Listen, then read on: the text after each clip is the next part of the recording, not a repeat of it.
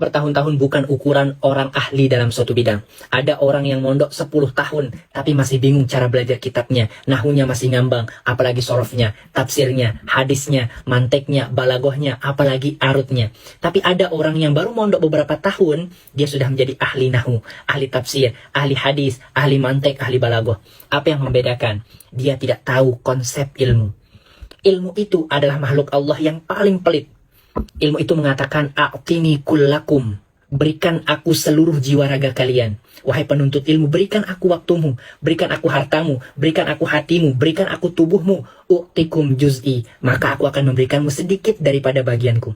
Karena ilmu di dunia ini hanya satu tetes daripada air yang kita celupkan dari jarum, kemudian satu tetes itulah ilmu yang ada di dunia ini. Itu yang kita rebutkan oleh Imam Syafi'i, oleh Imam Ghazali, oleh Imam Nawawi, oleh semua ulama yang lain. Itu yang dibagi-bagi.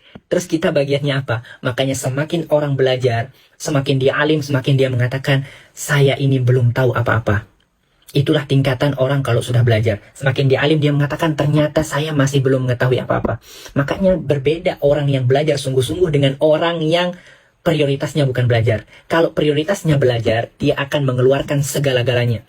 Ya, makanya ketika kalian menemukan orang yang ahli dalam suatu bidang, fix percayalah bahwa perjalanan belajarnya, proses belajarnya itu tidak mudah. Karena kebanyakan santri sekarang, ketika dia menemukan orang yang alim, hebat dalam suatu bidang, Masya Allah, dia seakan-akan langsung ingin menjadi seperti itu.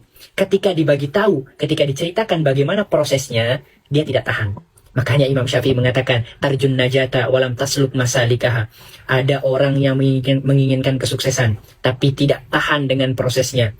Innas safinata la tajri alal yabasi. Sesungguhnya perahu itu tidak akan pernah berlayar di atas tanah yang kering. Tolong tahan sebentar saja, hanya beberapa tahun, fokuskan belajar, fokuskan nahunya, kuncinya itu nahu dulu.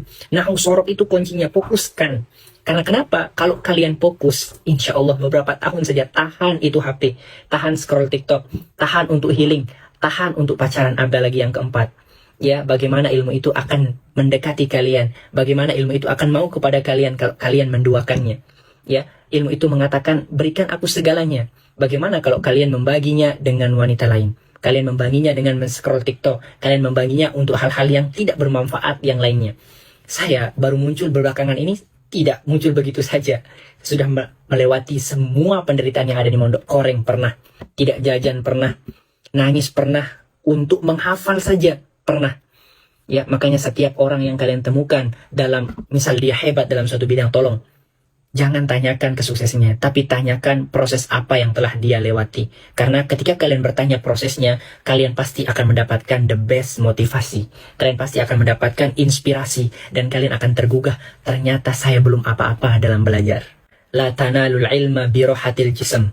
Engkau tidak akan pernah memperoleh ilmu dengan tubuh yang bersantai-santai. Kalau tubuhmu masih kuat, masih fit dalam proses belajar, tidak akan pernah mendapatkan ilmu. Kalian harus sakit, kalian harus pusing, kalian harus tahan ngantuk, tahan godaan, tahan semuanya untuk bisa memperoleh ilmu. Karena ilmu itu hanya didapat dengan belajar, tidak ada yang lain, tidak ada toleransi. Al-ilmu bitta'allum. Ilmu itu hanya didapat dengan belajar, tidak dengan wirid, tidak dengan khidmat. Sekali lagi, tidak dengan khidmat. Engkau sujud di telapak kaki gurumu itu tidak akan pernah memperoleh ilmu. Ya, engkau akan memperoleh keberkahan. Tapi apakah mana yang duluan, ilmu atau adab? Ilmu dulu. Ya, mana-mana ilmu dulu. Al-ilmu fauqal adab, al-adabu fauqal ilmi, itu diperuntukkan bagi orang-orang yang sudah alim. Orang-orang yang sudah levelnya tinggi, ketika dia bertemu dengan gurunya, dia harus dahulukan adabnya. Tapi kalau sekelas kita, ilmu dulu, belajar dulu. Kalian tidak akan pernah memperoleh ilmu dengan khidmat kepada guru. Kalian itu memperoleh ilmu dengan belajar. Al-ilmu bitta'allum. Ya, wal barakatu bil khidmati. Kemudian tambah dia dengan kebarokahan, khidmat kepada guru. Tapi dahulukan belajar. Untuk kita yang sekarang ini, dahulukan belajar.